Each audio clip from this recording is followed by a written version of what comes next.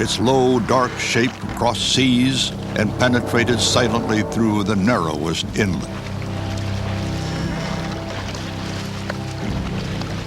For the people of Russia, England, Ireland, and France, it inspired the blackest terror. This was the Longship.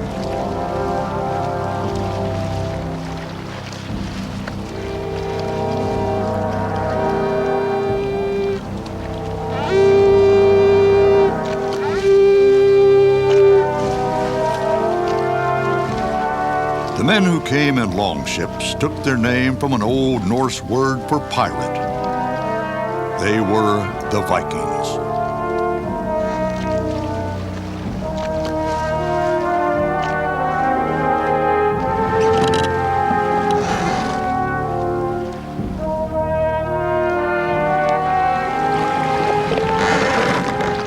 The Vikings were molded by the subarctic climate of their native Scandinavia.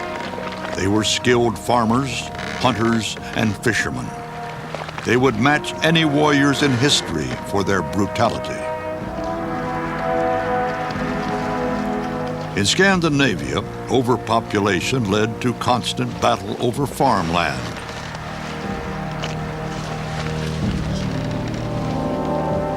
The Vikings were short of space and surrounded by water. Forced to seek new lands, the Vikings became master shipbuilders. The distinctive feature of the Viking longship was its long, deep keel and very fine lines fore and aft, which meant that it could be sailed to windward. Instead of simply being pushed along by the wind, it could sail into the wind. Therefore, the Vikings could make progress whichever way the wind was blowing. The longship had a broad cross-section amidships, so it could be rowed when the wind failed. It could be beached out of sight. It was the perfect vessel for seafaring raiders. With the longship, the Vikings could reach out far across the ocean, even to the eastern shores of America. And where they landed, they stole what they found.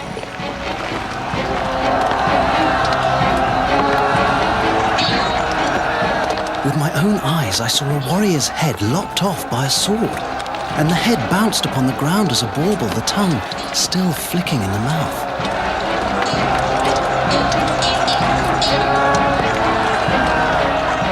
The Scandinavians find no cause for grief in any man's death. Never have I seen a race that accepts death as the Northmen do.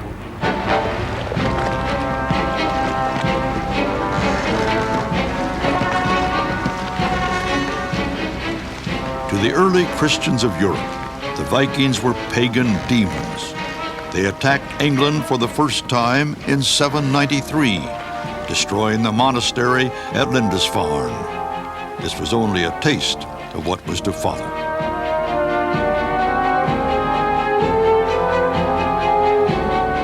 In 840, the longships brought a new threat.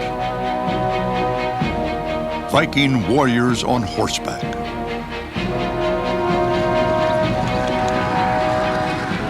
The Viking terror now spread far beyond the limits of sea and river.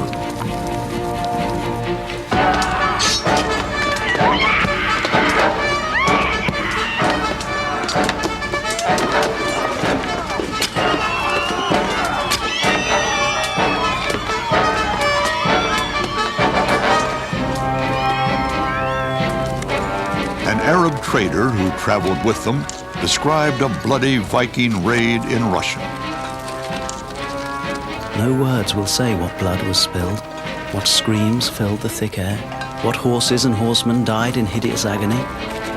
I saw a girl child trampled by the hooves of a horse, and her body crushed flat and blood pouring from her ear. The Viking advance was unstoppable. In the late 9th century, they raided England and Ireland, Iceland, Muslim Spain, and Sicily, while in the north they drove deep into Russia. This was the height of the Viking terror.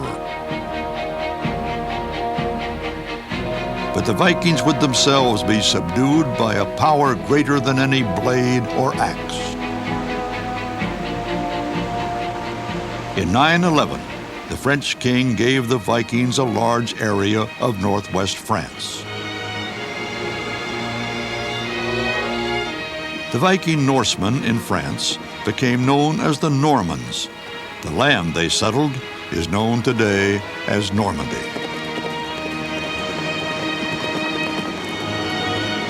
Here, over time, the Vikings converted to the faith of the conquered, Christianity. But their greatest conquest was yet to come.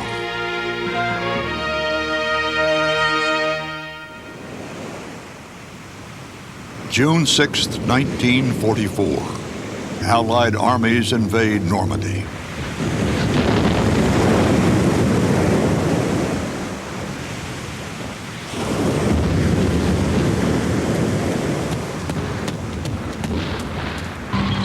Tanks, trucks, and men flow from England to France in the largest amphibious operation ever staged. 900 years earlier, men and equipment flowed in the opposite direction to invade England. For centuries afterwards, ambitious men would attempt the same feat. Philip of Spain with his mighty armada, Napoleon with his Grande Armée, Adolf Hitler with his Wehrmacht.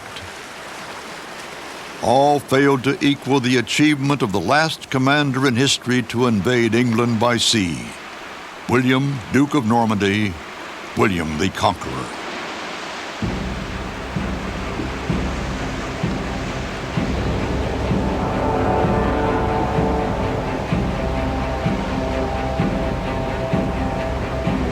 Europe in the 10th century is a continent under siege.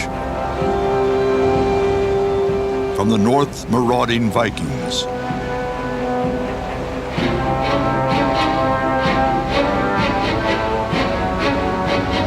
From the south, conquering Arabs. And from the east, wave upon wave of plundering tribes from the steppe. This black time in medieval history would be called the Dark Ages. But one light flickers, a light nurtured in Rome. Christianity is on the rise. Missionaries convert the pagan peoples of Europe. The Vikings, who raided England in the 9th century, return as Christian Normans 200 years later. In October 1066, the Norman commander William the Conqueror set sail from France to claim the English crown.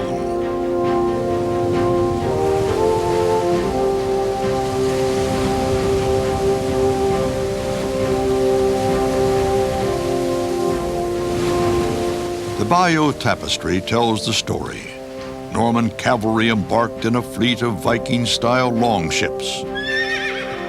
But this assault was far more organized than anything mounted by the Vikings.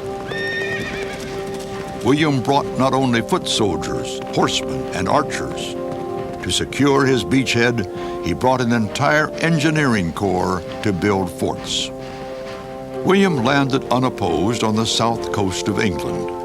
On 14th October 1066, he rode against the English King Harold, who had taken position on a ridge near the town of Hastings. Each side numbered around 7,000 men. Harold's men arrived at Hastings after marching 200 miles. William's troops were still fresh.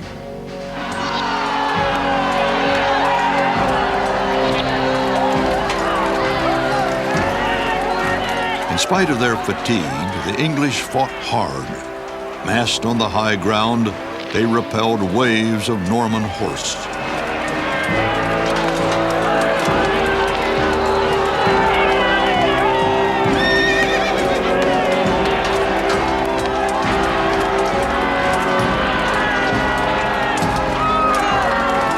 Then William feigned a retreat. The English rushed down the hill in pursuit.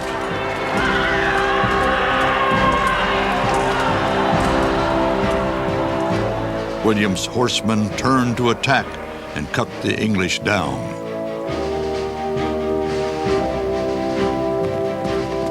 With England conquered, the Normans continued their progress from Viking warriors to builders of civilization. William and his Norman barons made sure their conquest would be permanent, with stone castles. They also built stone churches and cathedrals the length and breadth of England. Lasting reminders to the defeated English and to God just how far the Normans had come since their pagan ancestors, the Vikings, had plundered Europe.